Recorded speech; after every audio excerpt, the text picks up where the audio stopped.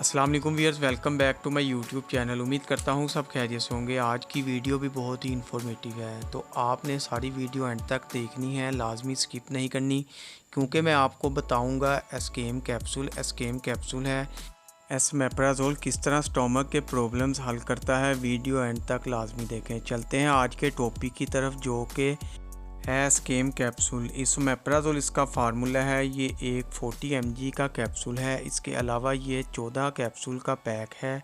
IQ pharma की manufacturing है। बात करते हैं कि ये स्टमक के लिए किस तरह काम करता है। अगर आपके स्टमक में बहुत ज़्यादा डाइजेशन है, आपके स्टमक का एसिड बहुत ज़्यादा बढ़ जाता है, जिसकी वजह से आपको जलन, खट्टी डकारें, बदहज़मी होना, उल्टी आना, मसाने में जलन होना, हार्टबर्न होना, आपको बहुत ही शदीद किस्म की अपने आप से बेजारियत होना, इन सब चीज़ों की वजह से आपको परेशान होने की ज़रूरत नहीं है, क्योंकि इसमेप्राजोल 20 mg 40 mg का कैप्सूल आपने खाना खाने से आधा घंटा पहले लेना है।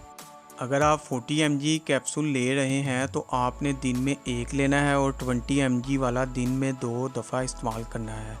40 mg वाला कैप्सूल आप सुबह नाश्ते से पहले खा लें। इससे आपकी बदहज़मी, खट्टी डकारें, आपकी उल्टी की कैफियत, एसिड को कंट्रोल करता है, आपको खाना डाइजेशन करने में मदद करता है, आपके निज़ाम हज़म को बेहतर करता है, जितनी भी आपको जलन वगैरह सब दूर हो जाती है। अब बात करते हैं इसके साइड इफ़ेक्ट्स के बारे में। इसके इस्तेमाल से डायरिया हो सकता है, ओवरडोज से आपको लूज़ मोशन भी लग सकते हैं, तो आपने ओवरडोज नहीं लेनी।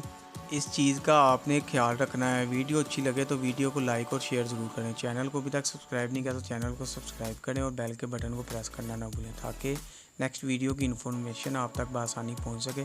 शुक्रिया, अल्लाह हाफिज़।